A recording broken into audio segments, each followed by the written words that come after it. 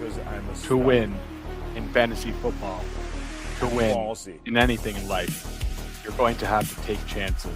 You're going to have to make risks. You're going to have to get ballsy. Tonight, we talk Super Bowl. We draft a team. We may look at some graphs. You never know. Because I'm ballsy. I don't take no shit from anyone. Because I'm a stud. I'm ballsy.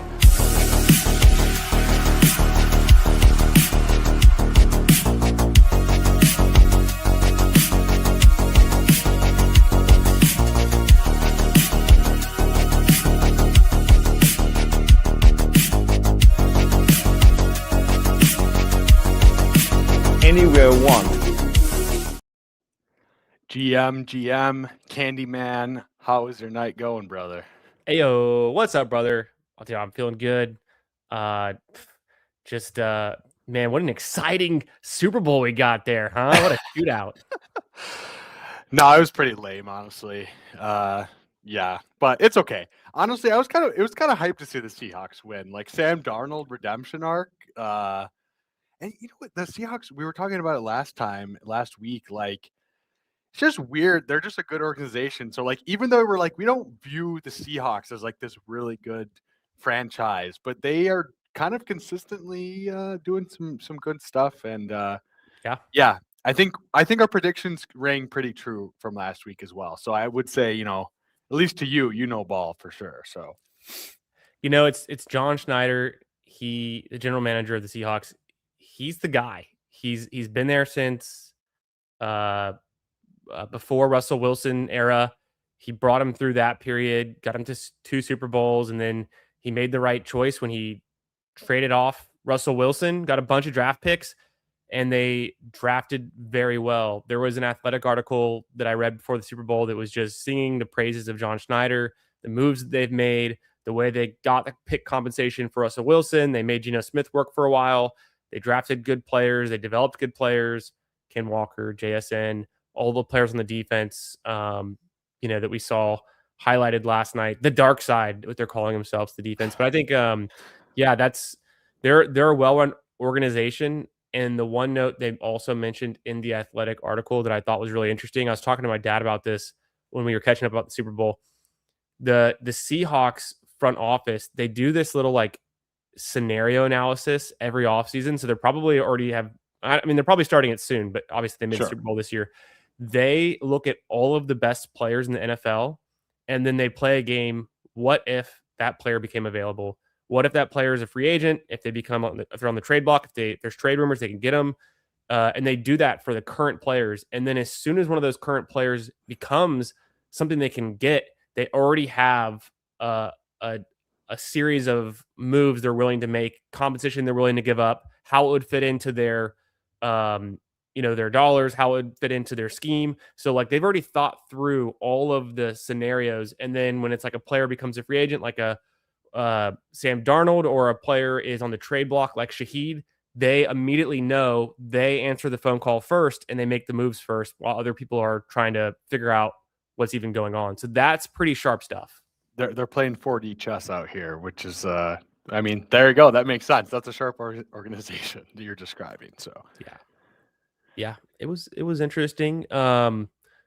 Very defensive matchup, something that you and I kind of talked about last week. Yeah, 2 elite defenses. And we were talking about Kenneth Walker and how he's overvalued, and then he goes out and doesn't score any touchdowns, but has a pretty solid game. So yeah, run game. Sam Darnold didn't do anything. I think it was 19 for 38, so nothing crazy, but sometimes that's all you need to do is be a game manager, and he did it. So yeah, congrats to him.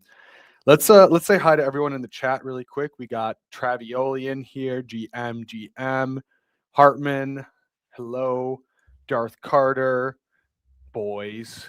Shout out to Emo Cowboy, Houston, Texas. What's up? We got Who Hames. I was on with him earlier today, talking ball for a few hours. Any other takeaways going into 2026? based off of, the Super Bowl? What was like, did you watch it with anybody? Did you go to any parties? Obviously the Kenneth Walker stuff, any other, Me or the like, chat? you. Do I go to parties? Brother, my 3-year-old daughter's running around the house going, Super Bowl, Super Bowl, it's the Super Bowl. And then she laughed. She lasted until about midway through the second quarter. So that was my party. We had a good time. We had some chips and dips. We had queso. I got a big pizza beforehand. We had coconut shrimp on the grill from the wifey. So we had some stuff going, but it was just kind of all for me. Hell yeah. Wife was doing chores I had to tell her, I was like, stop doing chores during the Super Bowl. Come sit down and watch it. And then that lasted 5 minutes, but keep her. She walked out during halftime. She goes, oh, there's Bad Bunny. I was like, yep. I don't know if I even told you this, but Bindles, Bad Bunny's been my top Spotify artist the last 3 years straight. Cultured. Hashtag cultured. Like that. I've just been in the know. Fan of his. And then I was like getting into a lot of his old stuff. And then he started putting out these new albums that were like chart topping, 2022, 2024, I think, and just year over year. And so he kind of just, I don't know. Now he's in the Illuminati, he's in the CIA, and he's like, intelligence, and he's all that stuff. So pop stars these days, they get, No, you were ahead of the curve. As always, as you are going to be in 2026 when you win Best Ball Mania 7. We'll see about that. If I can get a team to week 17, that's the dream. I mean, I think you're due. I think we're due. Yeah. Any overarching thoughts, like, from, obviously it's one game, so it's not really changing that much, but just anything that it made you, triggered your brain of, like, any reverberations into the 2026 off season as we close it out. Yeah, really two things. The first is I'm back in on Ken Walker. I'm convinced. I've seen the light. If he's going to get, was it 25 rushing attempts, I think? Yeah, 27 carries, and he still had, 2 receptions on 4 targets. If he's going to get somewhere between 20 and 30 touches a game, I'm in at price. I think it's worth it. If we combine what he and Charbonnet did last season and even gave away a little bit of it to someone else, you've got a top back. So I think his price is justified, given that we don't think Charbonnet's ready for week 1. But if Charbonnet comes back and it's what we saw last year, then Ken Walker is going to be a letdown, unless he's just the guy you need week 17. And it seems like he also has the ability to get to a touch ceiling. So I'm kind of going back and forth on it. I think in best ball, you just got to take him, and he probably continues to rise a little bit. That's the main offensive takeaway. I think I'm a little bit more on the Seahawks side. On the Patriots side, I'm a little weary of the usage for Travion Henderson. But I mean, even Ramondre had 7 carries. Travion had 6. It's not like it was one-sided in that regard. I think Ramondre did play more, had more receptions, but the game script, the Patriots were constantly passing it, and they weren't afraid to keep Ramondre out there on passing downs either.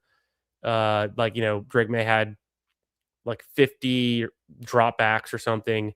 I know he had 43 attempts, but he got sacked like 6 or whatever times. The Seahawks had 11 QB hits, which was pretty insane. So I'm just a little bit more weary of Travion Henderson. He did end the season very strong. Ramondre missed some time. I'm not sure how to play that yet. So that's kind of where I'm at with those pieces. What are you thinking? Yeah, I'm kind of with you on Walker. Like, I just think he's super talented. So I think we kind of just have to throw the sample out of the window where it just was him and Charbonnet, because I just don't think there's going to be right, Super Bowl MVP. They're going to franchise tag him most likely. Even if Charbonnet comes back, I just feel like they're going to, it's just it is narrative, but I also feel like it is kind of true. So I agree. It's probably he is just by his nature not a very like consistent player, but I do think he is fine where he's going because he will have some crazy spike weeks with goal line work and just more work in general. So, and then Travion Henderson, I don't know, man. Like, I just don't want to be betting on Ramondre. I know that this year it wasn't a good bet to make, but I just always want to be betting on the young, supple, explosive players versus the gross, slow guys, which is probably wrong some of the time, but I feel like when it does pay off big. So I the upside with Travion is very exciting. absolutely. So I know, you are a man of the sheets, a freak in the sheets, freak with the graphs. So I see you have something pulled up here for us. So let me transition us over here and Yes. show us what we have going here. Yes. So let me make sure. Let me get this on the screen. A little bit too far over. Drag that back. Let me see if I can undo that real quick. What we're looking at here, this is some wide receiver data. It's the last 2 years, every game for I've got 5 wide receivers loaded. I've got 2 on the chart here right now. These are some of the top wide receivers in the league. Some of the top, choices that we're drafting in best ball right now. Ooh. And I just want to give some framing, give some context for what's possible, what's realistic. When we say this guy's a wide receiver 1, what does that actually mean he's accomplished over the last 2 years? What do we expect from him? What's the possible ceiling? What's the possible floor in a week-to-week situation? So this is kind of a framing exercise going forward when we look at players and we see some things, and then we think back to some of these numbers. We can be like, okay, well, he's somewhere in between this guy and that guy, or maybe this guy isn't as good as I thought he was, or maybe I thought this guy was more of a floor guy, he's more of a ceiling guy, vice versa, more of a, so there's some context here that I want to share with the people. It's something that I just kind of threw together, but it's fun, and it's a way to maybe even adjust our priors a little bit. Okay, I'm excited. I'm excited to get into it. Perfect. So we'll jump right into it. It's showing 0 to 35. I got rid of one of the bye weeks, but it's 18 weeks in 2024, 18 weeks in 2025, and then I cut out one of the bye weeks. That doesn't really matter. It doesn't really impact it. The scale here, it's week to week fantasy points, half PPR. So what we're looking at in Underdog. In the first 2 players I have loaded in here, you'll see the blue line and the red line. The player A is the blue line, player B, the red line. Player A, they had 20 games in the last 2 years with at least 13 fantasy points, half PPR. So I consider that kind of like they're hitting your lineup. That's a flex play. They're going to register in best ball. Even when you have a really good week, they are at least hitting your flex. Player B, 14 times. So there's a clear difference there. Player A had more than 17 points 13 times. Player B only 7 times. So twice as many times player A was getting 17 or more points, which I consider a wide receiver 1 quality output, a top 10, top 12 receiver on any given week across any, week situation. And then what I look for is more than 20 points, because that's really what you're going to need to spike to win in week 17. You're going to need an output, especially from one of these are higher draft capital pieces. So 20 point threshold is not too much to ask for. But in the last 2 years, player A has done it 7 times. Player B's done it 4 times. They both have a similar max. Player A, his highest scoring game was 35. Player B, his highest scoring game was 33 across that period. These receivers are both, A and B are both going in the first round of current best ball drafts. Bindles, Interesting. do you have an idea of who player A or B could be? I think player A might be Puka. Because? Well, it's not only the consistency, but I know he's had like really big spikes for the last 2 years, which you said it's the last 2 years. and that would make sense. So I think player A is Puka. That's my guess. Player A is not Puka. Oh, Player A, I would characterize as having extremely high floor and high ceiling. So this is a perfect player for best ball for any format, really. And this player goes at the end of round 1 in best ball right now. is it Amon-Ra? This is Amon-Ra St. Brown. Okay. So player A is Amon-Ra, and he is a guy. I mean, he's a killer. He's just always going to be in your lineup, and he has the potential to put up a 35-point week that can win Best Ball Mania. He's getting you 20 or more points 7 times. So about 3 or 4 times this season, he's really going big. And then, 6 or 7 times this season, about a third of the season, he's going to be a wide receiver 1 in your lineup. So Amon-Ra is gold. He is kind of the gold standard. I think he's a guy that we all like, we all love. He's got a high draft price, but he's totally worth it. Player B also goes in the first round and goes ahead of Amon-Ra St. Brown. CeeDee Lamb. Player B is CeeDee Lamb. He's missed some games, so there's a caveat. He missed, I think, 3 games this last season, maybe 4 games it was.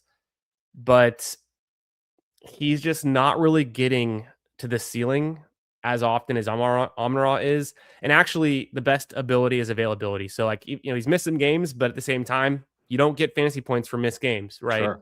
So Amon-Ra hadn't missed any games, really. The slight difference there, but even when we're just looking at their ability to score 17 or more points, that's where I was kind of shocked how much more effective Amon-Ra is than CeeDee. So for me personally, I do have Amon-Ra ranked ahead of CeeDee Lamb for 2026. I think it's fair. I mean, yeah, it is a very cool visualization of the data, and I think Amon-Ra just people think he's just not I think they view him just as more not sexy because of kind of the way that he accumulates points versus Sure. some deep bombs or something like that. But no, I think it's perfectly reasonable to take him probably after that top 5, right? 106, which is right. He's a couple spots below that. So yeah, I'm with you. I think it just comes down to the conversation of, do you want some of those running backs or a wide receiver with your first overall pick? Because I think you can actually make a case that if you structurally prefer wide receiver in the first round, maybe after Bijan or after Gibbs or after McCaffrey, kind of depends where you draw the line. But Amon-Ra is just as good, as any wide receiver pick in the first round. And then we can say, okay, but our current favorites are, Chase and Puka and JSN, and they have maybe even more impressive profiles. So there's something there too. But Amon-Ra is kind of squarely in the conversation for top pick. Definitely. No, and it is really just about even those wide receiver 1 weeks as well. You said, right? That's huge. That's still giving you such an edge over the field. Even when it's not a massive spike week, it's still providing you so much value to your best ball team. So another way I think about this is they have to be good enough to get you there. So Amon-Ra could be good enough to get you there, and then it's a week to week, DFS slate. There's weeks 1 through 14, but then 15, 16, 17 are all individual unrelated outcomes to whatever happened before then. So while and Puka's kind of obviously Puka's very, very good, but and Jamar Chase, any of them potentially can outscore and be better overall than Amon-Ra between weeks 1 to 14 on aggregate. He can be a little bit behind them, sure, but in individual weeks, this is the kind of data that I would think to where it's Amon-Ra can get you through with a high floor and has the high ceiling potential. So he can just be the guy you need. If he goes off for his 30-point, 35-point game, and it happens to be week 16 or 17, maybe it's a week where one of the other top guys just falters a little bit, and he's just the guy you had to have. So I don't know. I'm making the case for a first round draft pick, but this is just how I think it's more likely that Amon-Ra can be that guy you need than CD Lamb. I think it's slightly more likely based on the last 2 years and how their outcomes have kind of gone. And then there's been some things with CD. He was injured a little bit this last year. He has a new teammate that's maybe taken away some targets. Very fair. You know what this brings me back to is actually one of our former guests. I believe it was 2 years ago. I had Sacrilegious of Legendary Upside on, and he was talking about the Sortino ratio, which is essentially the floor ceiling combo.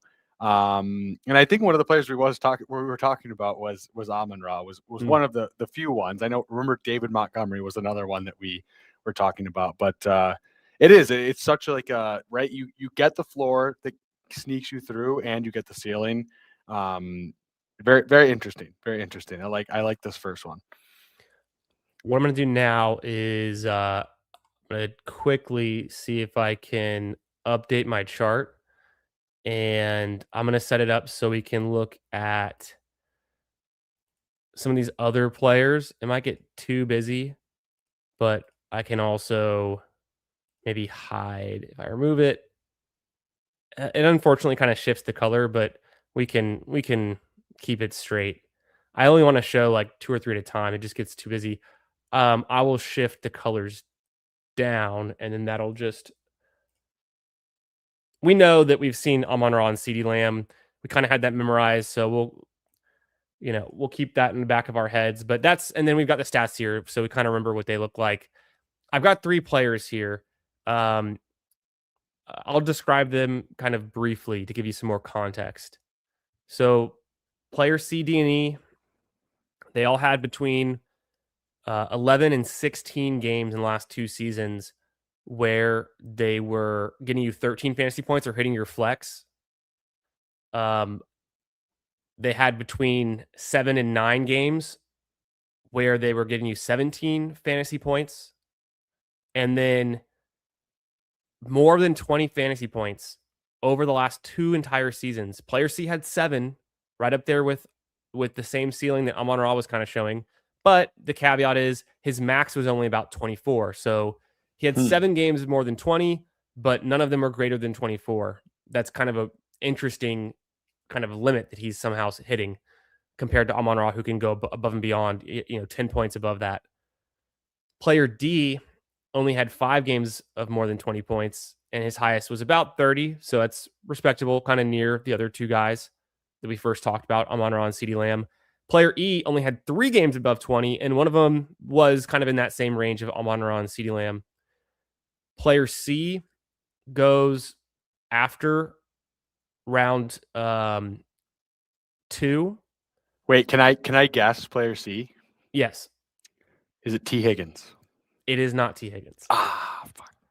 If you remember, T. Higgins was a guy you had to have 2 years ago in week 17. I think he scored, was it 38 points or 40 points? But so this player's ever gotten that high, but Fair. He's consistently gotten very high scores. So player C goes after round 3. Player D goes before round 3, or in or before, and player E goes in or before round 3.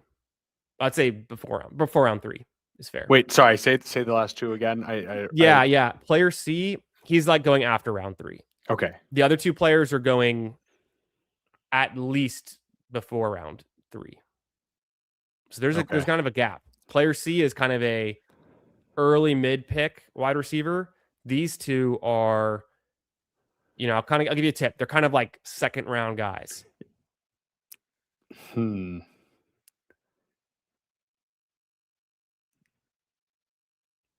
I want to say Nico Collins. Not Nico Collins. I'll give you another hint. Player E, what's a good hint? Player E usually goes in the first round of drafts. In past years, typically a first round pick. He's currently about a second round pick, 1-2 turn. Oh, is it Jefferson? Player E is Justin Jefferson. Jettis. He's only had 3 games with more than 20 fantasy points the last 2 seasons Dude, combined. that's kind of crazy. Holy shit. That's worse than CeeDee Lamb, who's had 4 and missed time. That's way worse than Amon-Ra St. Brown. But Amon-Ra is going ahead of him right now. I think Jefferson, though, he has a nice floor. But in best ball, it's like if the best thing you can offer me is giving me a bunch of flex weeks and a bunch of floor weeks, I guess he has the 8. That's out of like 36 weeks. That's like about a fourth of the time almost. He's going to be giving you wide receiver 1. It's weaker than what like Amon-Ra is doing. It's kind of in line with these other guys. But his and he can hit a max, but his 20-point games, it's like it's weaker than these other players. So this is kind of interesting stuff, and I think it's really skewed against him in the last season. Of course, he didn't have a single 20-point game in the last season. The last time he hit above 30, it was, I think that's looks like week 16. And then he had another game that was like 29 in week 14 of 2024. He didn't have a single game above 20 last season. Last year was just rough, very rough.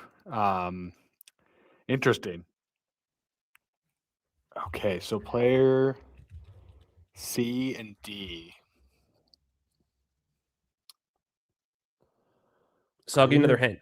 Player D goes in round 2 and is a teammate of one of the first 2 receivers. Pickens. Is it Pickens?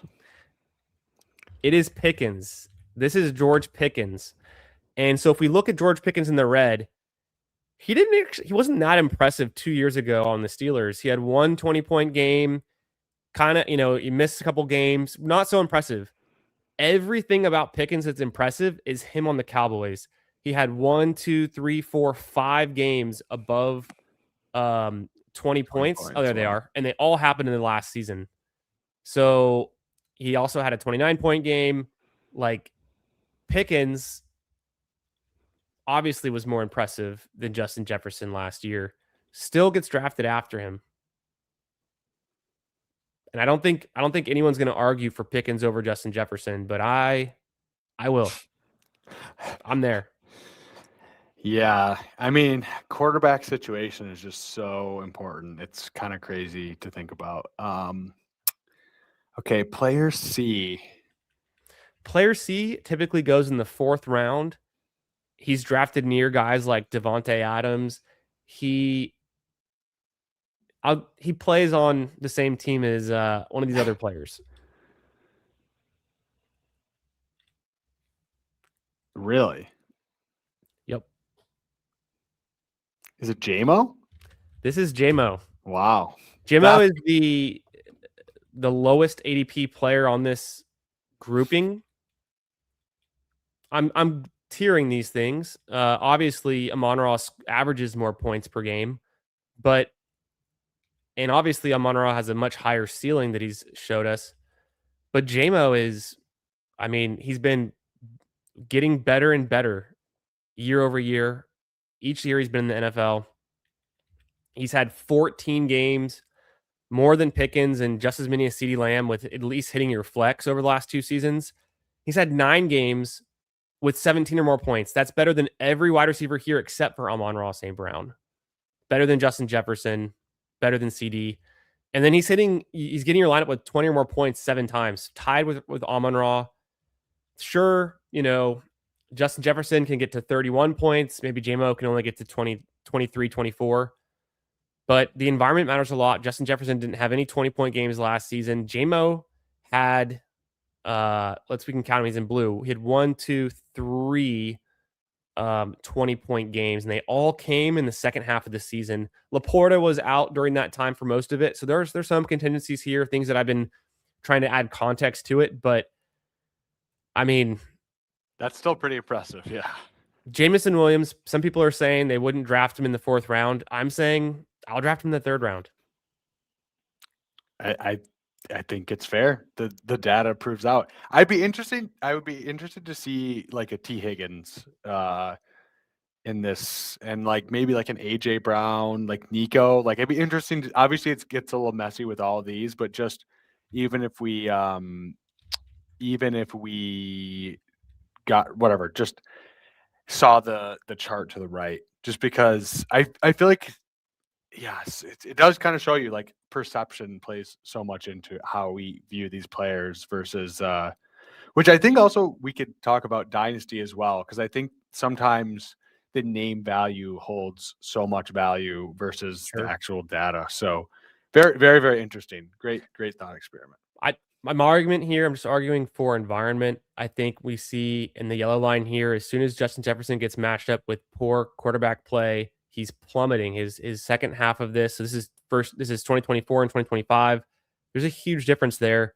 The environment for Pickens is kind of the opposite. He's good, but kind of not as good, not as consistent. He goes to the Cowboys, he has much better environment. And then I think the argument about the Lions is one of the best environments for fantasy. I mean, not only do they have Amon-Ra and JMO doing this, Gibbs is one of the top 3 picks in NFL, insane, in the best ball. So the Lions, I'm investing in the Lions. You know, I'm investing in the Cowboys. I think CD can do better, but maybe this is the passing of the torch. Maybe Pickens is going to be the alpha in that offense. If they franchise tag him and bring him back, maybe CD is just not going to have the ceiling that we thought of, 3-4 years ago. Yeah, I definitely think Lamb could bounce back. Like it has been kind of a weird like injury thing with him, and Dak was hurt, and so I don't know. I agree with you. I think those are all valid points, and I do think CD is a very good player who could, like, he's live any season to have like one of those crazy seasons. So it's just hard to predict, and especially just not like, the last 2 seasons. Just not the last 2 seasons. Exactly. Maybe 3 years ago. A little bit younger of a guy. True. Jameson Williams, very young. Pickens, very young guys. Very true. They are. Yeah. Anyways, so that's what I got. Maybe next time, we'll look into some guys like T, AJ Brown, Nico. This is something that lives and exists in one of my sheets that I put together on my data and stuff. So this will live on. We can always revisit this and bring some more data in. Hell yeah. So Bindles, I was thinking, and we'll see if this thing can fill. I don't know if people are going to want to join from the chat. I don't know how close this one is to filling. Oof. I see the problem with the War Room is only the slow drafts were filling. The fast draft War Rooms were never filling for like the last 2 weeks that I tried to fill them.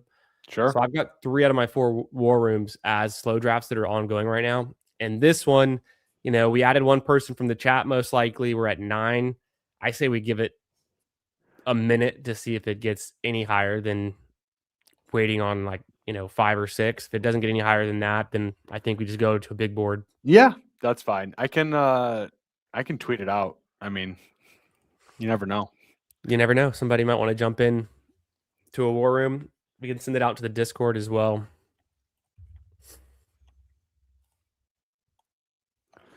I'll hop in there. Speaking of the Discord, I did have the link pinned. For some reason, it got unpinned, but I can cover myself up for a moment. If you guys aren't in there already, I posted my updated Dynasty rankings, first one of the off season.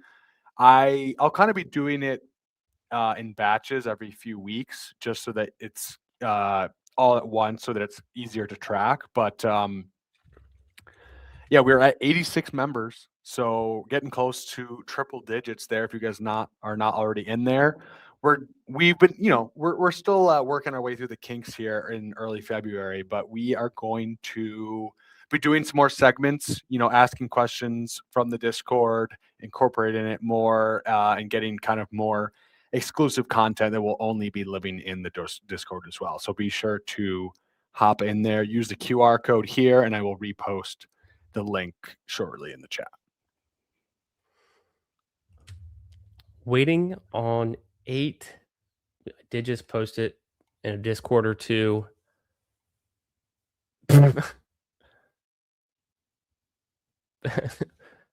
Biff Tannen comments back, big mistake posting that. He's going to come join it and take all the EV. That's also what I think about these, like the War Room. It's the advanced structure on it 212. So compared to a big board, which I'm pretty sure is 312. So it's a little bit harder to get through here. And then I misspoke. I thought it was 2,000. It's actually 4,500 people total. I guess 2,000 is the current entrance that I was looking at. But I don't know if we're gonna be able to fill it. We're waiting on a. Let's give it another minute or two. Okay. All right. Going back to the Super Bowl, Spoon, Witherspoon had some big plays. I think he had like 3 QB hits. There was one early on. He had like this cornerback blitz play. I don't know if you saw that one. He's coming off the left side and getting after Drake May, and Drake May got rid of the ball just in time. But I was like, keep my eye on that. And then I'm almost certain he forced that fumble, or he was part of that forced fumble that was interception. He kind of like he helped force the interception that was recovered by the lineman whose name I cannot remember, but he ended up scoring, right? Yeah, dude. You're directionally accurate, okay, on your pick. You were directionally accurate, I will say. Okay, why don't we just do another draft? It's fine. Yeah, sorry everyone. I'll have to leave this one. I did place a bet on Sam Darnold for MVP, but I obviously did it before the game, but I was pretty bummed by that. Yeah, K9 shining through. Yeah, it was a defensive battle, honestly. I mean, which is kind of what we predicted, but it was like even more of a defensive battle than I thought. So, yeah, it really was. It really was. Man, at least I had that sweat the whole time. Like I knew that Darnold was not going to win MVP by even in the fourth quarter, even when they had scored the passing touchdown to Barner. I was like, it's just not enough. Everyone was already hyped on Ken Walker going into halftime. The defense was making huge plays. People were talking up the kicker as if he could win MVP. So I was like, this is not going to go to Sam Darnold's favor. So yeah, but I was sweating that. That was my last sweat. The other parlay I tailed was who was it? It was Josh Norris, or it was maybe Hayden Winks. One of them, they posted out their 4 parlay play of picks, and it was 2 of them hit, but obviously the other 2 didn't, so it ruined it. But it was a fun sweat for a minute. The worst part was one of them busted on the very first drive. So it was like a 4-leg, a lot of unders. It was Boutte under longest reception, 19.5 yards. His first catch, his only catch of the game was 21 yards. It's like, boom, dead. I was like, that sucks. I was going to sweat that like the entire game. I was looking forward to it. It was Drake May over 3.5 sacks. So that would have hit. It did hit. It was Mac Hollins total reception yards under 29.5. He goes for like 60. So that busted. And then the other one was Jake Bobo under a half of a catch, and he had 0 catches. So that was pretty thick because he had a broken hand, and he's had 1 catch like 6 times this year. He like never catches the ball.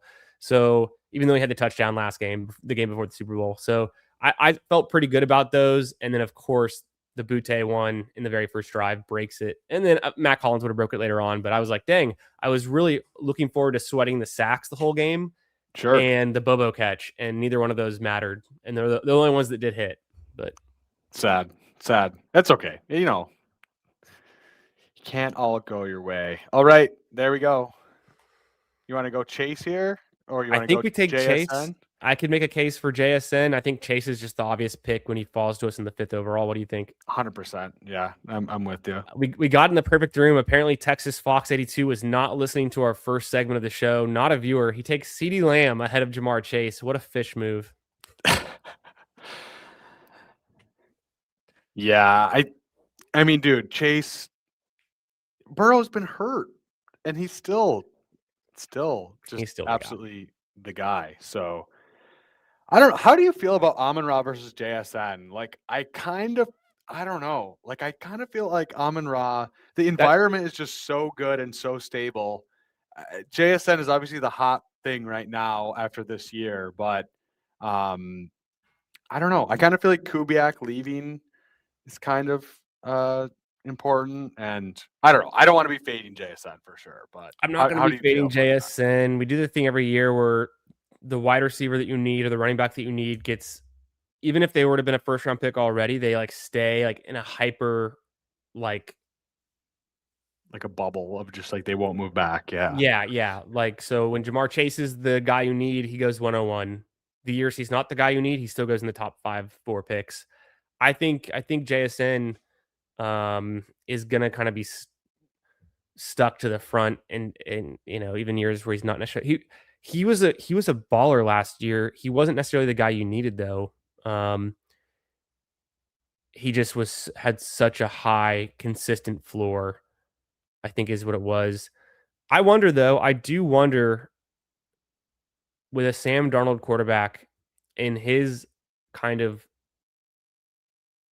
environment, they're going to run the ball a lot, how good their defense is. These are things we talked about in the past, even before the JSN blow up here.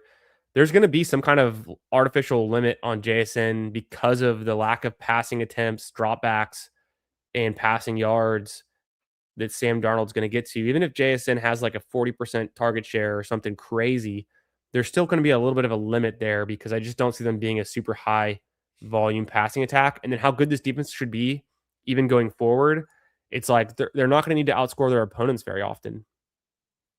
There's something there. There's something there. I agree. Like, I think it was just right. Like, you can't. There are higher end outcomes, and I think JSN hit his extremely high end outcome this year. I don't know. Don't want to be fading him, but yeah, he really was good all year long too. He never let up on the gas.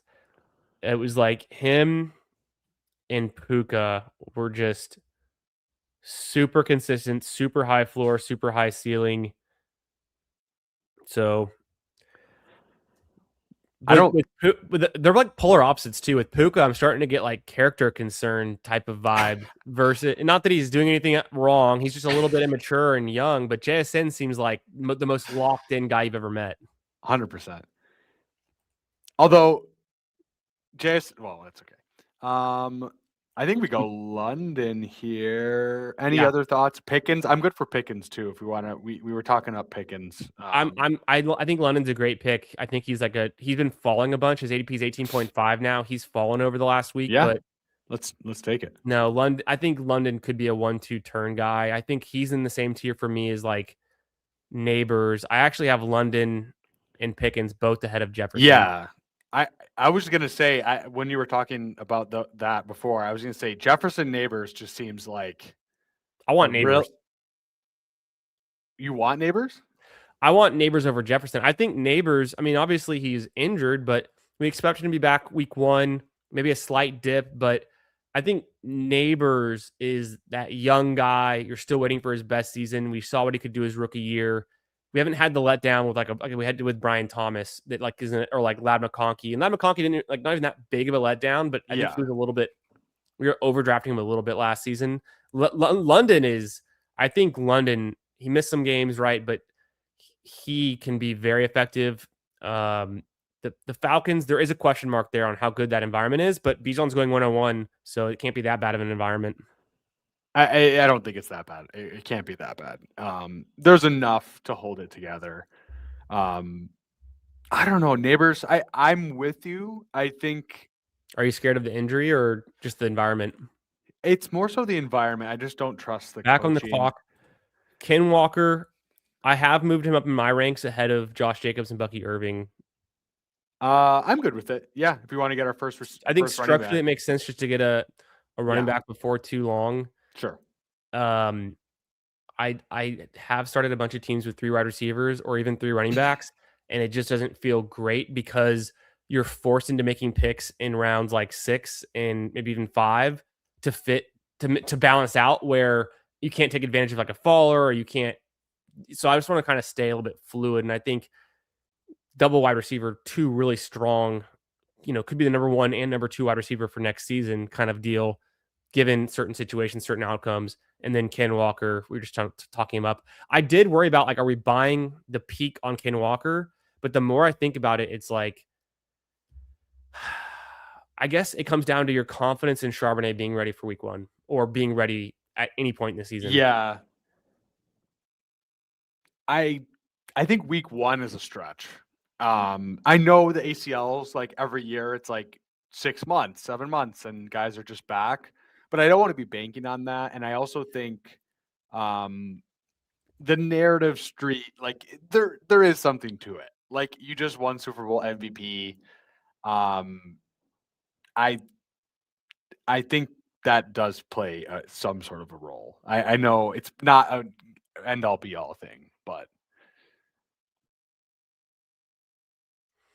yeah. So London's been falling. It is like who Hames was saying in the chat. It is due to the running backs moving up. The running backs have all been moving up, kind of at most parts of the board, and wide receivers have been kind of falling. Is something that's happened over the last week, even the last 3 or 4 days. I've seen it in the ADPs shifting. Sus bringing up like Neighbors maybe on the pup to start. I think it was Dr. I forget which one it was. There's one of the orthopedic surgeons on Twitter that Emo Cowboy loves, that he was reposting today, that I read that thread. Oh, Jeff Chandra, Mueller. is that his name? Chandra? Oh, no. Okay, I was thinking of this one. I can't remember his name. They all blur in my head, but I know he's one of the legit ones. If I'm not mistaken, he's like a Houston-based orthopedic surgeon. Mike Hawks? It is. It's actually Hugh Janus. And he was saying that he thinks Neighbors is going to be totally fine. But I mean, there's some fear. There's some fear there. I don't know where Neighbors would go if we thought he was fully healthy, like already recovered and good signals. I don't think he can go much higher. So we're pretty much already just buying him at his highest ADP he's going to get. I don't really. I mean, news can come out and he could fall, I'm sure, but I'm willing to grab Neighbors anywhere between pick 13 to wherever he falls to after that and feel good about it. I don't always take him though. Like, I would take Cook over him. So Cook goes 14 in this draft to Trav. I think that's a pretty nice snag there. Yeah, absolutely. I guess people are taking Achane and Genty over Cook. It all comes down to your preference, but even then Trav gets Cook and Genty. We could do Loveland here. We could obviously do Devontae. I like to push Travion and Harvey at this kind of range. Yeah, this is a weird spot. I haven't taken much Loveland. Why don't we just take Loveland? Let's do Loveland. We've got structure where we can afford an elite tight end. And here's how I'm thinking of Loveland. If you've seen some of the stuff that like Jacob Gibbs is putting out about the tight ends and how effective they were and kind of who was becoming the top tight ends at the end of last season, Loveland was right up there. And I don't think he's on the level of McBride yet or Bowers from what we've seen from them, but he's potentially the next guy to make that leap. He's in the right offense. We love the Bears offense for fantasy. Maybe he's their top fantasy asset. And so if we can get him in the 4th and the other 2 top tight ends go in the 2nd, I think that this is the spot to get him. Like, it's very expensive, but we can make it fit structurally the way we're building right now. No, I agree. And it's kind of a weird tier where I think you could take the shot there. There's not a guy that just stands out whereas like you need to take him.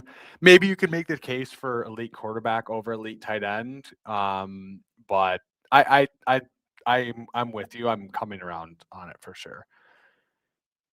Let's say hi to the chat quickly before we're on the clock. We got FK Coolers in here. We got my boy Sus.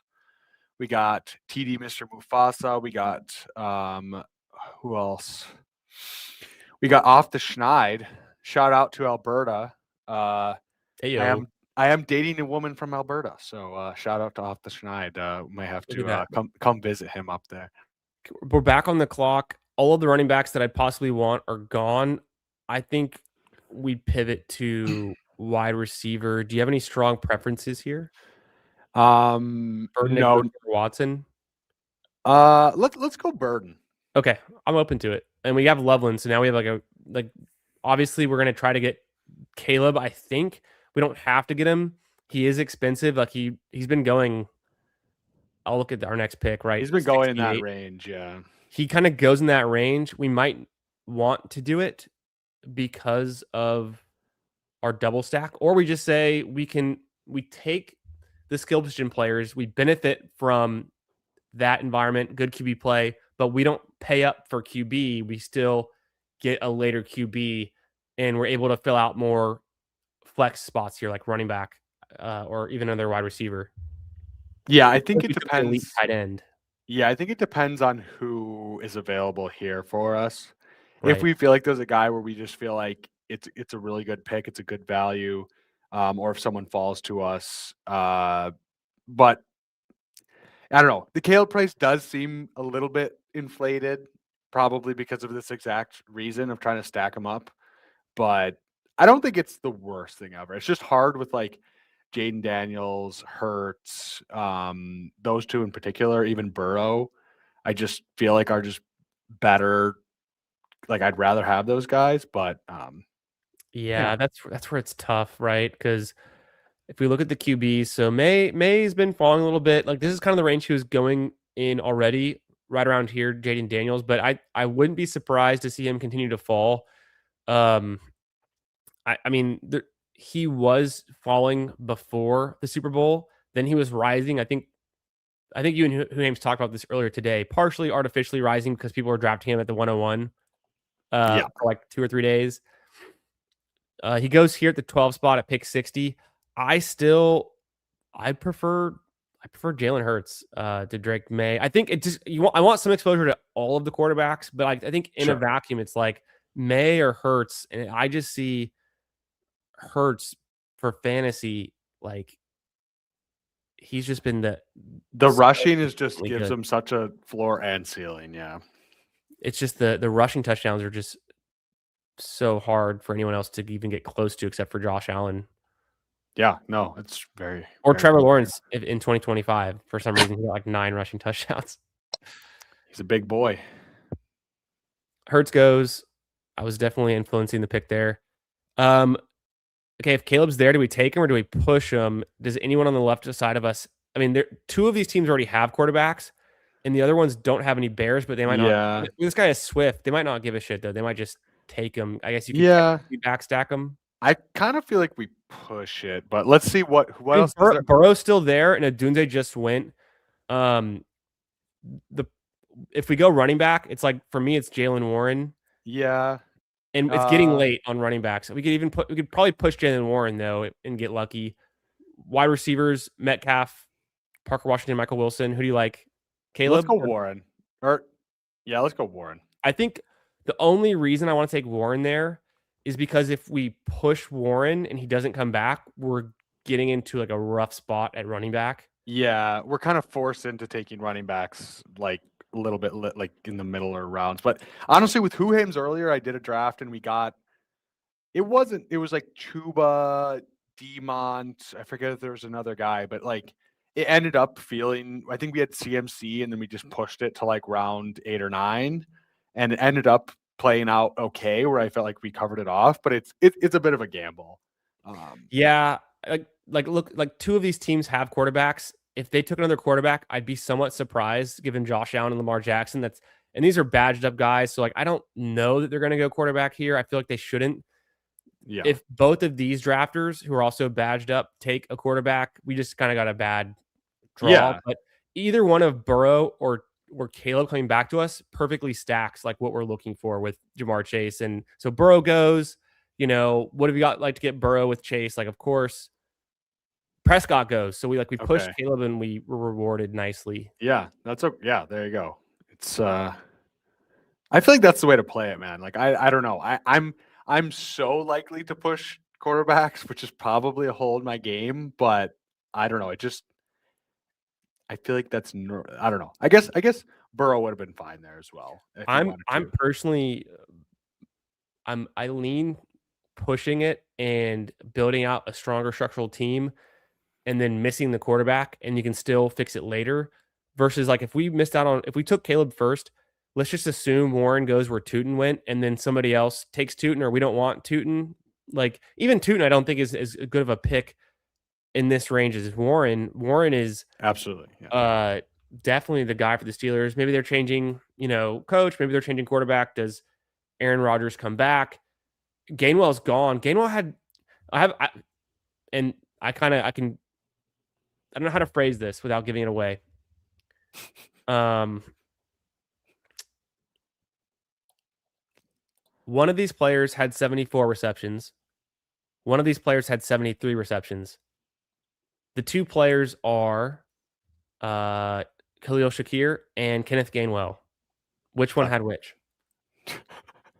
Kenneth Gainwell had more, I'm guessing. Kenneth Gainwell had more receptions than Khalil Shakir last season. So people think that he's a PPR merchant. Well, have you considered Kenneth Gainwell, who goes later in the draft and is a running back who also got 150 rushing attempts? I'm drafting Gainwell like almost every draft, but yeah, maybe I'm crazy. Oh wait, I forgot we have who did we draft in 2 rounds ago? We did take Jalen Warren though, but you're talking about him? No, Gainwell's a free agent. No, what about the guy before that? Colston Loveland? I would lose the wife and kids to draft Luther Burden in 2025. Horn with a safe play underneath. It feel like I'm on something. Home back down to no one. They be biting rolls coming. We broke boys ain't having nothing. He try for this, so I get the close. He ran like he's crazy. These niggas that like hoes playing close. One reason I pack a gun. And I some shots smell like hold. Do you want to go? Obviously, you have one more pick before us. Dowdle, nice.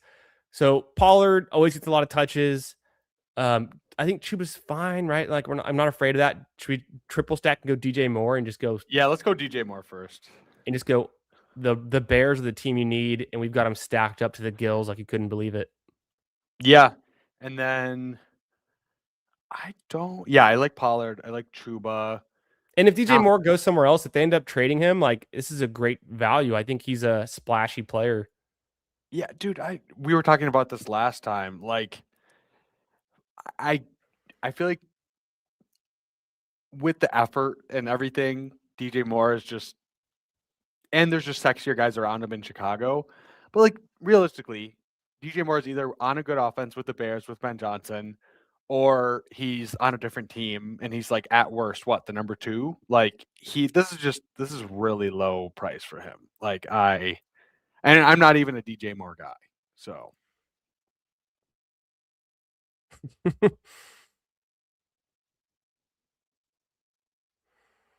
I'm just thinking in my head what we're going to do now. These running backs keep going. Let's pop over there.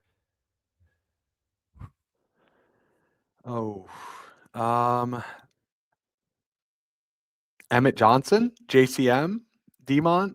I'm good with any of those. Gainwell. Do we go Demont and just go for? I think Demont has some good like landing spots. I was talking about it with Hames earlier. Like if he for some reason if he leaves on the Lions, yeah. And if he's on the Lions, then he's kind of like. I mean, we were taking Jordan Mason, like way like above this last year. Like even if he is like a handcuff plus, this isn't like a to me he's in the same tier as Monangai did have a better year, I think, than Montgomery last season, but he's in that tier of like a handcuff plus. And Corum is in that tier, I think. Corum was getting some usage down the stretch. Montgomery did kind of fade in the second half of last year in a weird way. I don't know how to explain that yet. And they have a new OC.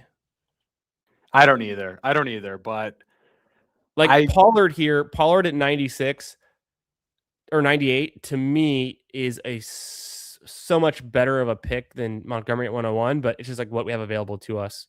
But I don't regret taking DJ Moore, really. I mean, I guess you could make the case for like taking Pollard first and then just taking one of these rookie receivers or something and just like banking upside, but it's still early enough where I don't think you really have to make that. Our team so far, it's a 1-3-4-1 build. We have Caleb Williams triple stacked with Luther Burden, DJ Moore, and Colston Loveland. We have Ken Walker, the Super Bowl MVP, Jalen Warren, David Montgomery, Jamar Chase, ever heard of him? Drake London, and that rounds out the squad. So I'm feeling really good. I think we can do a little bit we're going to draft like 7 running backs, but let's just take him earlier than we think we should and then be done with it. And we can we don't need hardly anything at wide receiver. Like we've already gotten so many studs. Like we can pretty much just let guys fall to us or pick some favorite names or some upside guys later. Like I don't think we need too much. We might even want to think about getting another QB sooner than later. Do you have any QB targets that you like? Yeah. We don't have great stacking partners because everyone on our team is essentially a bear. But yeah, I think I like not here. Some guys later, a little bit later, and yeah. I don't know that we have to take Gainwell next because we have pick 116 and then 125. But on a team like this, I almost feel like I want to because I have more faith in him than like Woody Marks or Bill. But I think Bill's on a pretty nice team with Jaden Daniels healthy. Sure. Marks is kind of a big question mark.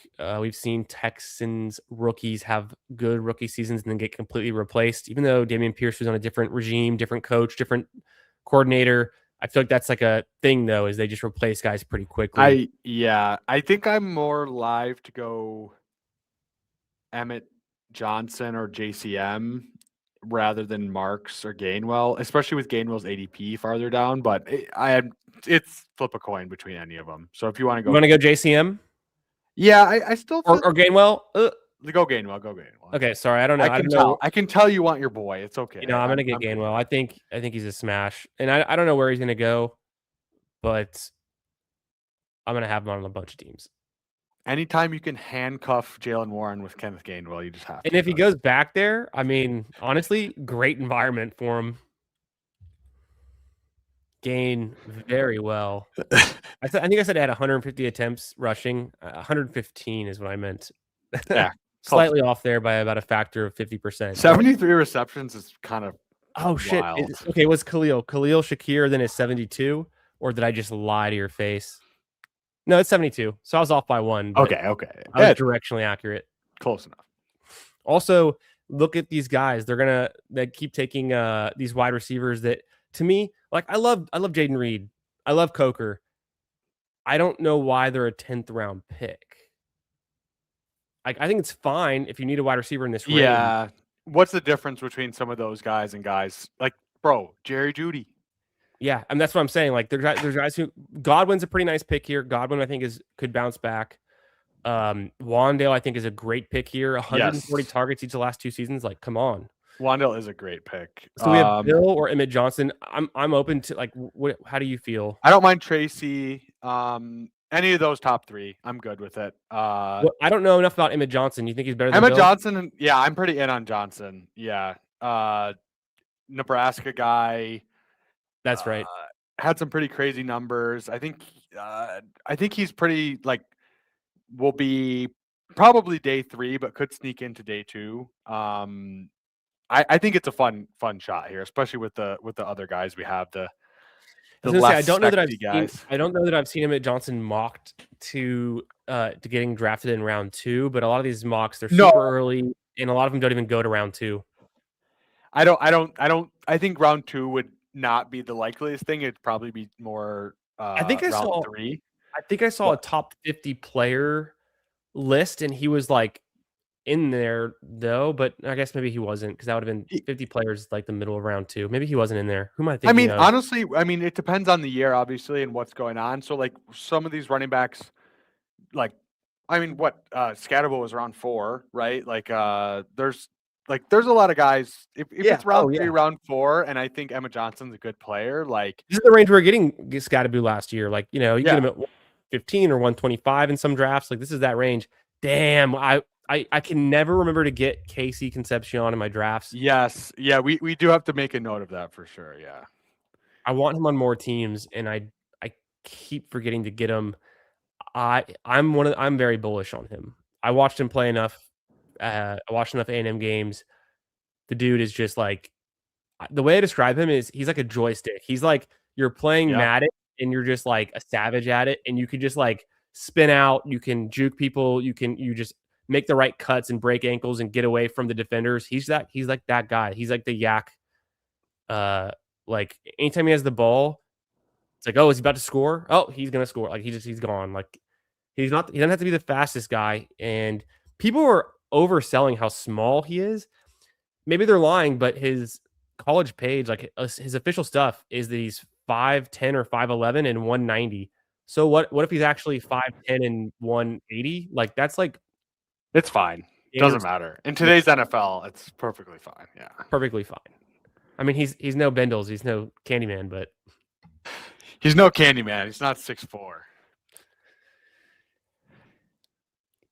you know, I don't think I ever broke a 5 flat 40 time either, though. He does need to get in the gym like this guy, though. Heavyweight! Yeah, buddy! Lightweight! Lightweight! That was sick. I didn't know you added that, Ronnie. Lightweight, baby. Okay. Debo, Shaheed. Shaheed actually been kind of underwhelming. Debo or Dobbs? I'm good with Murray, Kyler. Yeah, I'm good with Kyler.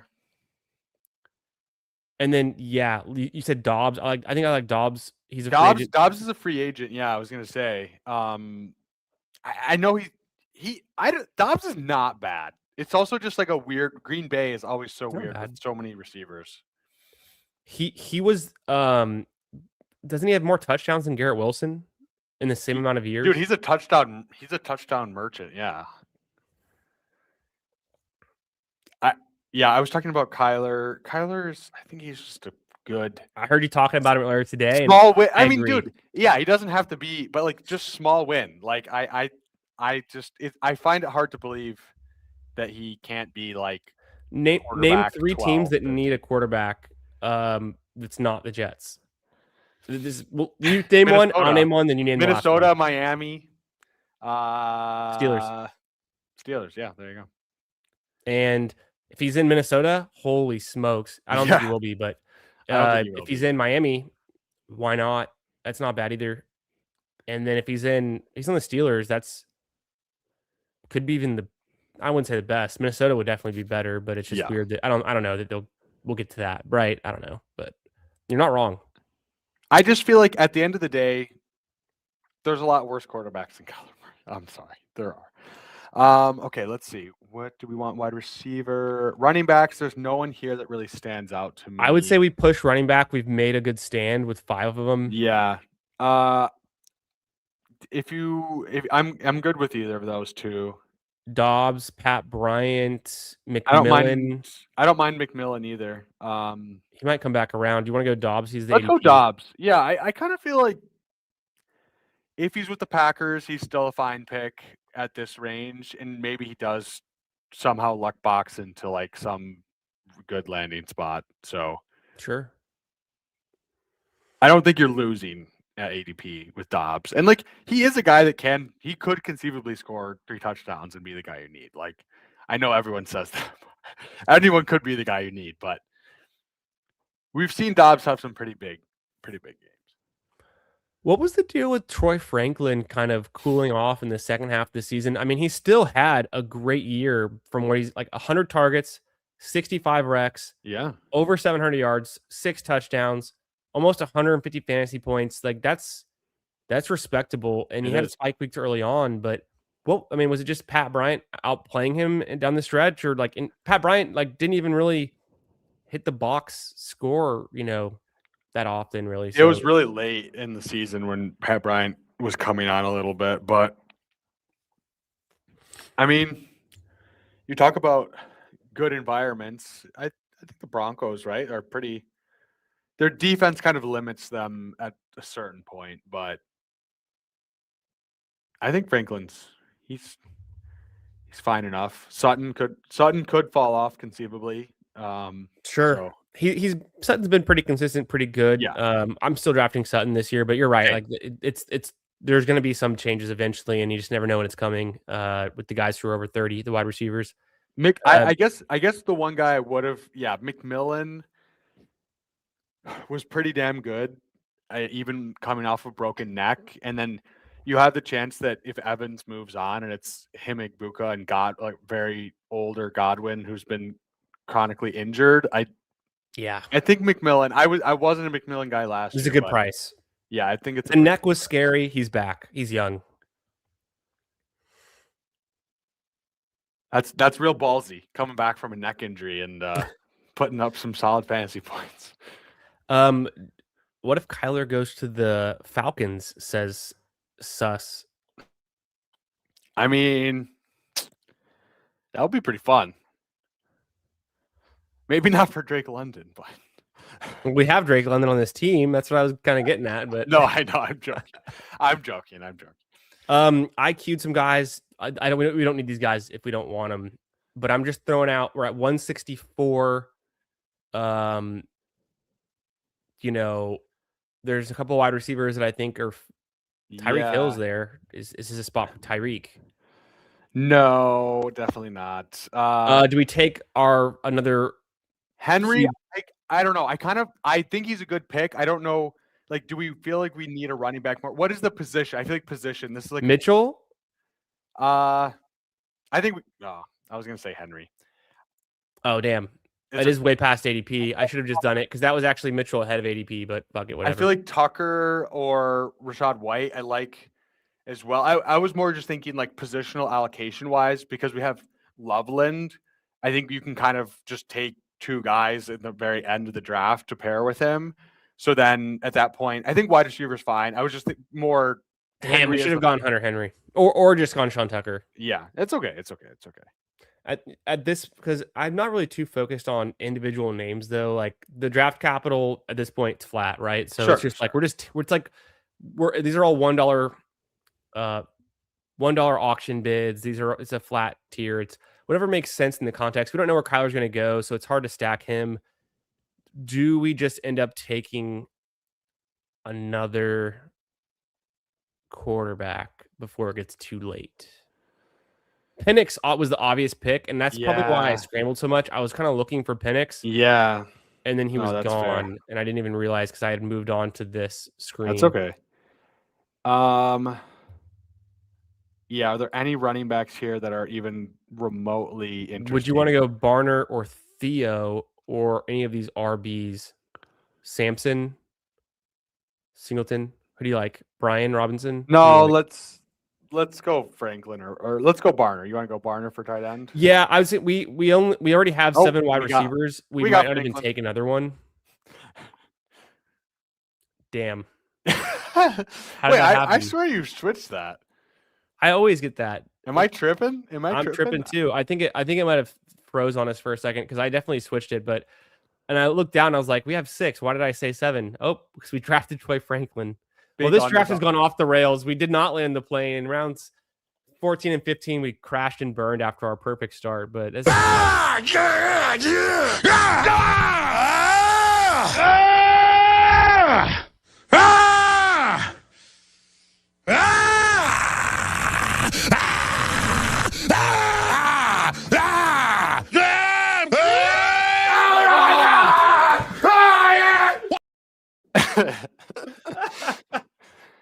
We haven't pulled out that one in a while. holy shit, dude. That caught me so off guard. And it kept going. It got funnier the longer it went. We have some classic clips loaded up Oh in my the God. StreamYard. Oh, I love Alex Jones in the most hypothetical way. Yeah, What a I meme. think- yeah, absolutely. Oh, man. Okay, so now we probably need a quarterback. I mean, I guess we were going kind of like barbell with the wide receivers. I just didn't expect it to be this many in this range and this many. And okay. we haven't technically lost out on any really important quarterbacks or tight ends. I mean, Barner, Johnson, they're fine. No, it's fine. There's we got Pat Fryermuth at home. Yeah, no, I have been taking Freiermuth. So is Jonnu Smith gone, or is he still there, or we're not worried about him? I kind of feel like that was an Arthur Smith thing, but I don't know. Because Arthur Smith is gone. I could be wrong. I could be wrong. I mean, we can't take the third Pittsburgh running back with Caleb. I kind of like Ray Have been clicking Davis. Caleb. I kind of like Ray Davis low key, but that's just me. I know you're clicking Ray Davis. I feel like he didn't play a lot, but No, I know, but it's the Bills. it's the Bills. That's a good. You're right. No, you're not wrong there. B-Rob probably not a terrible click. He's a free agent too, and I feel yeah, like, he's not bad. I mean, technically, he was worse than Ray Davis somehow. Where's that?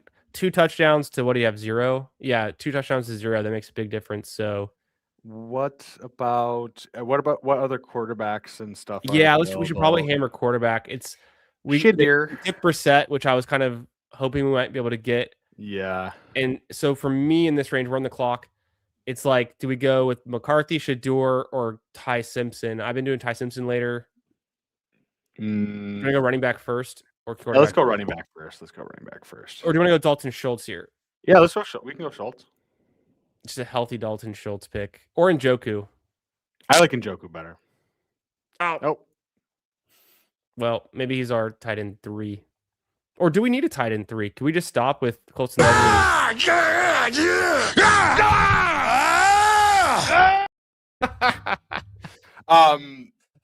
No, we can go 2. We could go 2. We can go 2, and then we're just done with those 2 guys. Unless we get a last round value, because I think next we do want to get back to running back. It's getting ugly. Getting real. It's actually getting ugly too. So then it's like, who do you have the most faith in here? Aaron Rodgers not retiring. I'm scared. Shador getting benched. I'm also scared. Yeah. Don't draft him. Aaron half 50-50, could retire, and even if he plays, is he that good? Not that good. Kirk O'Chains back to Minnesota. I don't know. It's tempting, but if we go 4, I don't know. 4 QB. I mean, that's kind of how I feel sometimes in these drafts, where it's like it's so much uncertainty. What's the difference? Yeah, what's the difference? I say we go Ray Davis first and figure it out, or do you want Njoku? Let's go Ray Davis. Is there any reason we would need like Tesla or Lane or? No, I don't. I think we go either running back or Njoku. If you feel strongly, you can push me out. I think Ray Davis is a solid dude. pick I here. think Ray Davis is good, and it's just James Cook hasn't been hurt, but could happen. You sold me on he's on the Bills. That's all I. He's on the Bills. He won't get all the work. Like maybe Ty Johnson gets some receiving work, but rushing work. What was it? 2 years ago, he had a couple of games with 20 plus carries. So, yeah. Rodgers to Gainwell was a deadly combination last season. I'm so afraid of Rodgers retiring. The first season Rodgers was on the Jets, that was 2024, wasn't it? Yeah. Or what was it? Oh no, that was 2023. Yeah. Let me find out. Oh, on the Jets. Yes, on the Jets. Yeah. There's an easy way to figure this out. It was 2023. I drafted 0% Aaron Rodgers in best ball in 2023 because I was afraid of him retiring then. And he didn't retire. He just went to the Jets and then tore his ACL. And I got lucky. But then I drafted him last season. That'd have been 2025. So that's 2 years post AC. I don't think I drafted him in 20. So I skipped Aaron Rodgers for 2 years. I drafted him again last year. I feel like I'm done. I can't go back. Yeah, that's fair. I mean, I understand. Completely. Okay. I don't know if we mentioned it. We've got in our room with us. We have got. I feel like I've seen Ike Money a few times, but I don't know if we know who that is specifically. Biff Tannen, of course. Yes. Drafting in the 9 spot, and then Travioli, the great, in the 11 spot. Thanks for being here, guys. Hope you guys are having a great Monday. Post Super Bowl hangover and all. Absolutely. You're here. You're getting Ballsy. You're getting Alex Jones clips. You're getting Ronnie Coleman clips. What more could you ask for on a Monday night? Okay. When the world asks more of you than you can ever imagine, just drop an Alex Jones clip right in their face. 11 You take- at 11:27 p.m. Eastern time. Baby in hand. you just Headphones get it. on. Ah! The jump scare. Incredible. Okay, we have 3 picks left, actually. Damn, these drafts are just so long. They're so long. The 20 picks always gets me. We need a running back here. We got to work some magic. I don't know where we go. Jaden Blue, your boy. You think we take some Blue? No, I mean probably not, but we could. He had more than 0 touchdowns and more than 0 attempts. Just Najee. He's been a guy. People are forgetting. Yeah, we can do that he Najee. exists. Let's go Najee. Do we go with a second-year guy like Neil or Gordon, who might be sexier? Maybe Caleb or did we take it? We haven't taken a quarterback yet. Do we go Ty Simpson now? Sure. Okay. Yeah, I don't think there's that much of a difference then. I'm just afraid. I don't know where. I'm not afraid that Kyler's going to be a starter somewhere. I have no idea with Tua. I just really don't know. Or does it stay in Miami and we're just playing this wrong? I have no idea.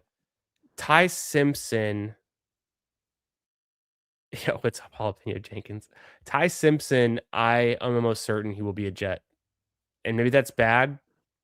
And, well, we don't need much from him as our QB3 with Caleb Williams. So potentially. Trinidad, great. Trinidad, shout out Fair State of Michigan, Division II. Trinidad over Ty Simp is probably right in the long run. I just think that Ty Simpson is going to get drafted in the early first round and then start at least 10 plus games this season. So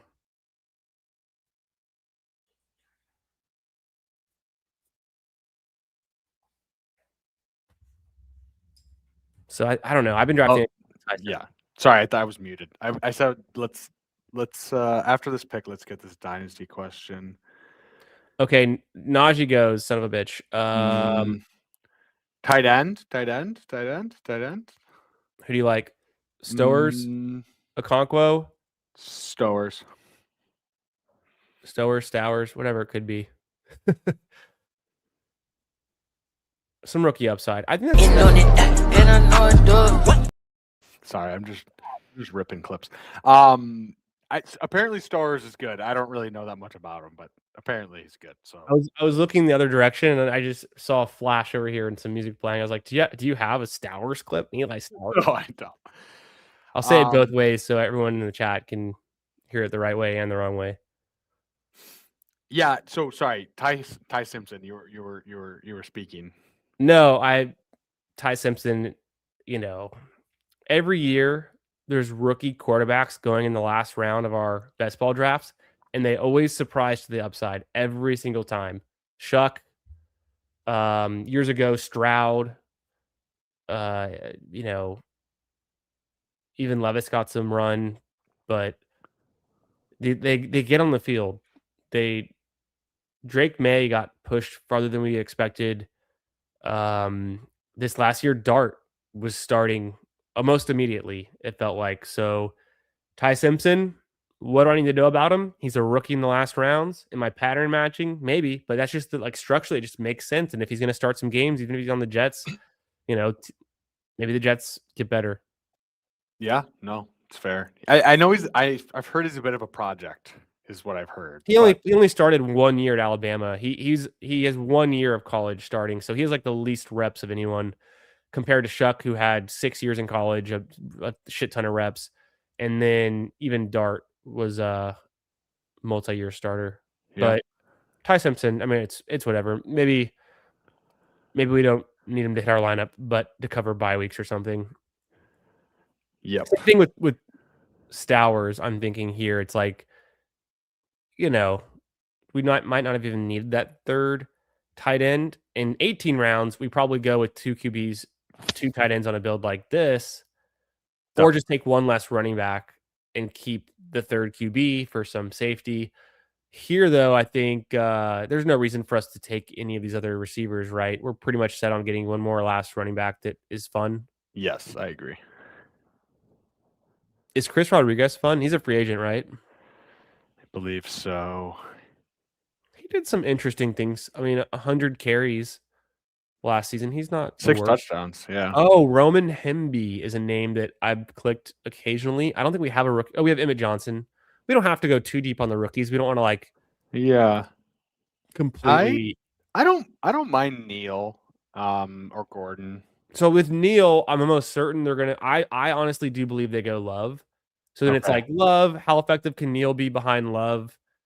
Maybe he's fine. But maybe Love just carries the ball a ton. Like he doesn't really get off the field. Then you have Gordon, who was starting to take some work from Achane, more than I expected when I looked more into it. Achane was splitting work with Gordon and Wright, and I think maybe even Gordon takes over some of Wright's role. So I don't know. Maybe Gordon has more opportunity. We've taken some Neil. I haven't taken a lot of Gordon. Are you? Yeah, let's go Gordon. I mean, And what if Kyler's a Dolphin, like you said? Gordon can play on some passing. Well, he only had 7 receptions. He had a receiving touchdown though. I don't know why That's okay. I thought Gordon caught a little bit more than he did, but maybe just that touchdown that stood out in my mind on a Thursday night game. I think it was, or maybe it was one of the primetime slots. Ollie Gordon caught a touchdown. He had some serious hype at the end of August last year. Absolutely. He's going like pick 130 at one point, I'm pretty sure. Yeah, he was he was really, I think he was pretty young coming into the league as well. So new regime. We'll see. Davis Mills gets drafted. That's wild. Dude, he's gonna be a Texan again. Are they assuming that like Stroud gets benched? That's wild. CJ Stroud has a new haircut, so comeback season. It is. It's a brand new him. Mac Jones, I've seen him getting drafted a ton. I feel like he gets drafted a lot for. That was before the 49ers confirmed he's a backup. Maybe they're playing hardball. They could trade him later, but he's going to be a 49er until otherwise noticed. And Mac Jones goes here in round 20. So it's like, that seems like a weird, it's a risky weird pick. I agree. But it's fine. I mean, who knows? Even he played this season, so it just injury, he gets traded. There's outs. Yeah. Dynasty, Superflex, tight end premium. Would you trade Josh Allen for Caleb and Loveland? Well, Captain Clutch Pants, do you have more context of like, what does your team look like? Like, are you just a super top heavy team or like you don't have much else? And because I think value wise, it's a fair trade. Like Caleb, obviously pretty promising. Loveland obviously is going in like the 4th round in these drafts. So definitely two valuable players. I would say like the value adds up. Like Josh Allen probably, I mean, it's hard to put a price on those top end guys, but 4 or 5 firsts, something in that range, base firsts. So I would say Caleb probably 2.5, 3-ish. Loveland probably 1.5, 2-ish. So I think it's fine value. It's more team dependent on, do you need to break up the value of Josh Allen and split it? Or do you feel strong enough with the rest of your team where you just want to bank, I have Josh Allen and I'm going to use those points, and he's one of the most valuable players in Dynasty and whatever. So I think it's more like a structural thing versus just like a right or wrong answer. Because I think either side is perfectly fine. Like if I'm giving up Caleb and Loveland for Josh Allen, I can see on a certain team that would be fine, and then same thing, vice versa. So Perfectly said. I would just think of this as in my expected season-long total outcomes. I would probably think that Josh Allen outscores Caleb by somewhere between 60 to 100 fantasy points every single season going forward until further notice, and potentially even more. I'm trying to be somewhat conservative. To me, then it also matters, like Bindles was saying, your team need. And then for Loveland, how much does that elevate you in your tight end position and above your opponents? So obviously you can start tight ends in your flex and tight end premium. So even you could also consider his value above your next best flex player is that worth 100 points above what you currently are using and throwing out there? That's kind of the things I would think about because Josh Allen is pretty impossible to replace. Yeah, absolutely. He is pretty like that's the thing is like that. I was just talking with who Hames. He was talking about one quarterback, so I was confused. But like some of these players, like I think people overthink it, where it's like Josh Allen is the end goal. Like that is. It's almost I'm almost never wanting to trade away Josh Allen unless it just is that situation where it's like I'm kind of screwed. Like I'm just not going to be able to fill enough roster spots with like semi-usable players. So he does say not a lot of depth. I'd be interested if you can if you want to join the Discord or send me a DM on X. Our names are up above, but I'd be interested to see more, and I can give you more information based on your actual team. So that is funny. You really got me going there when you said Josh Allen is the end goal. I think that's pretty true. That makes me want to think to keep Josh Allen a little bit more there.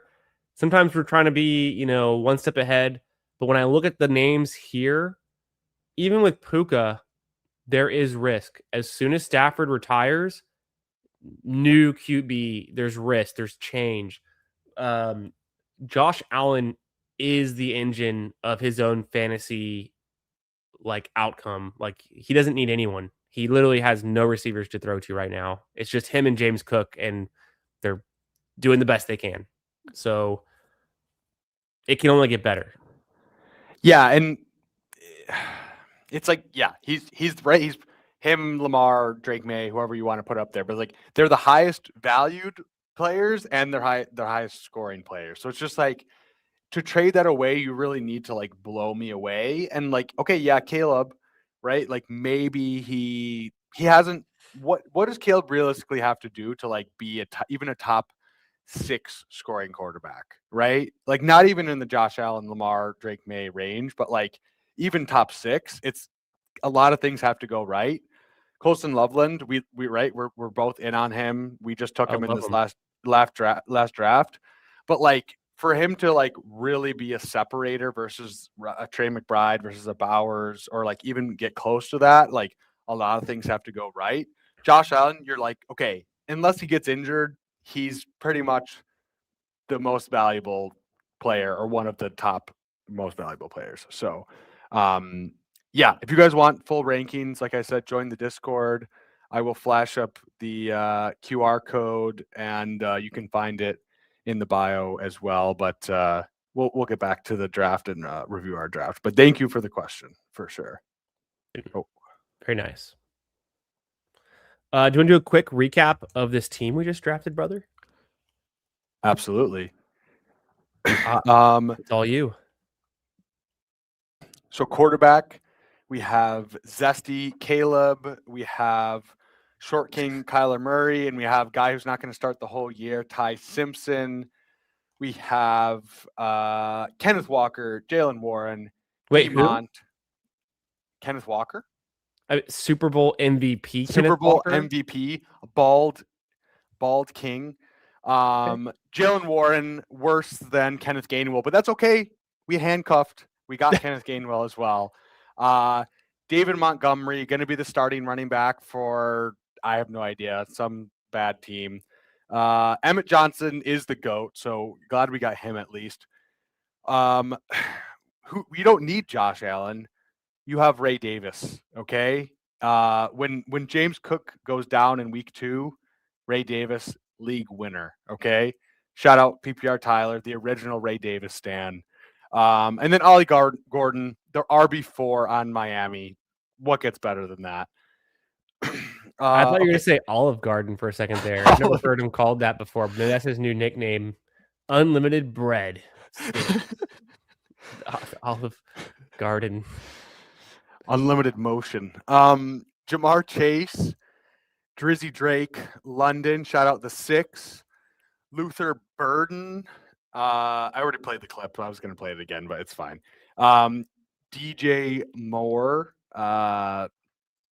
Romeo, throw your Dobbs up. AD Mitchell, the most ADHD player in the league, and Troy Franklin. I'm pretty sure Candyman's small daughter weighs more than him, so it's probably not a good sign. And then we have Colston, Love Island, Dalton Schultz, H-Town Stand Up, and Eli Stowers. I don't know what to say about him. He's a tight end rookie. So, yeah, pretty fun team. Honestly, I do feel good about this team. I know we got a little derailed at the end there with, but I think Caleb and Kyler is perfectly fine. Take the shot on Ty Simpson, even though he's going to be, he's only going to play the last 3 games. But those are the games that matter. So, hell yeah. No, this team was fun. The way we started it was really cool too. Chase, London, Ken Walker, Loveland, Burden, and then Warren Williams, and then DJ Moore. My only regret is hindsight 2020. Maybe we take Pollard instead of DJ Moore, and then Moore still falls to us because some people hate him, or we just end up taking like an Addison there or a Boston, and it still looks kind of similar. But Concepcion. Yeah, or K. Like we could have gotten KC. We got your boy, Emmett Johnson though. I got to dig further on him. I'm aware of him, but I haven't been put on really yet. And I think I did actually catch PPR Tyler's stream when he was reviewing Emmett Johnson, but maybe it's kind of been a couple days, and it's the names and the things. I haven't really to me, I have not like separating him out yet into being like, this is why I'm drafting him. This is why I like him. I'm just kind of taking him, going with the flow. And then yeah, we got some nice natural volatility in the back end of our draft when we selected Alex Jones for about 2 or 3 picks, but super fun team. This is a nice one. Yeah, the Chicago Mega Stack, pretty fun, and we got a Super Bowl MVP on our squad the day after the Super Bowl. So it's not like we're buying. Always buy at the top. That's literally what I was about to say. I was going to say, you always want to buy high. That's exactly what they always. Honestly, though, cool. Buy at the top and then sell at the next top. It's only up from here with Kenneth Walker, so it's just one top to the next. It's not really the top if you're not there yet. Amen, he's going to rise. I think he's going to be a 2nd round pick. I can see people taking him over.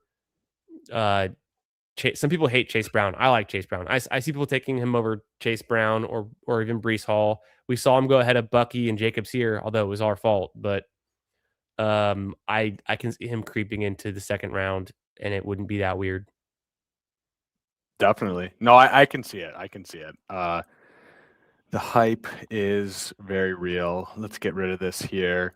Guys, go sub to Candyman. The man is grinding out here. He's doing PGA drafts. He's streaming 3-4 days a week. You'll never see his eyes ever. Okay. I don't know. Maybe sub goal once in a blue moon, it'll happen, but, 1 million subs, 1 million subs. Exactly. But yeah, go sub to Candyman, one of the hardest working men in the business. Too kind. Any words for us, Candyman? Anything you want to shout out? And what are you doing for the rest of this week? What are the streams looking like? You have the floor. Yeah. Rest in peace, Drake May, I guess, is my first thought above all else. And yeah, I guess he's never going to go back to the Super Bowl. It's too bad. I heard someone tweeted it was like, there's never been a 2nd-year quarterback to make it to Super Bowl and lose that ever made it back again. And there's always these weird things. There's only been 60 Super Bowls. How many times have we had a 2nd-year quarterback? There's always weird, little footballisms like that. I don't know. I think he'll be just fine. But yeah, it was a tough loss. It didn't look great for him. Now you know how CJ Stroud felt 3 weeks ago. Everyone hated him. Right now, everyone's hating on Drake May for having a lackluster offensive line. But neither here nor there. I am doing PGA best ball and fantasy streams every Wednesday. So this week we're previewing the AT&T Pro-Am at Pebble Beach. Super fun. So I've got that stream set up for Wednesday. I'll probably go live later this week, to be determined. I'm going to be doing some traveling later this week. So I don't know the rest of my stream schedule yet, but I go live doing fantasy best ball drafts all the time. And so, like Bindle said, make sure you're subbed. Make sure you like the stream tonight, both on Bindle stream and mine. Do us a favor and make sure you're subbed to Bindles as well. Our guy, our stud. He doesn't take shit from no one. He smokes his stogies inside. He just moved into a new place, and we'll have to make it out there once you thaw out. It's a little bit too cold for me right now in that part of our neighboring country up there north. But once you thaw out a little bit, I have to make it up there. We'll check out the new spot and smoke some stogies inside. Amen, brother. Couldn't have said it better myself. I might have to do a little Houston trip. Say hi to the homies. You and Emo Cowboy, and we can see some other streamer bros come meet up. I know you guys had a fun meet up a few months ago. So I was talking to Cody at one point in the past, and we were like, where can we go? We would do a meetup, but somewhere we could also have like a golf trip, because I know he's actually a really good golfer. I'm a wannabe real life golfer. I watch golf. That's my strength. I'm pretty bad in real life at golf, but I like to play. But Cody's actually a good golfer. So we were talking about meeting up at some point somewhere. I forget the ideas we tossed out, but like somewhere in Florida would be sick. Florida's super fun anywhere, beaches, golf courses, activities, bars, restaurants, great seafood, incredible sushi actually too. And then because we're on this tangent now, BBG was talking about a surf trip. We got to visit him too, right? Like ideal, like a little just meet up, but then absolutely some surfing in. Like, I'm going to be terrible at surfing, but I'll give it a shot. You got to be ballsy. But you'll look good doing it. You get to take your shirt off. What's more functional than surfing, right? That is the one thing BBG is right about. It's most functional if you actually do push-ups on the beach after you finish your surf as well. You got to make sure everyone's watching. 100%. It's all that's what it's all about.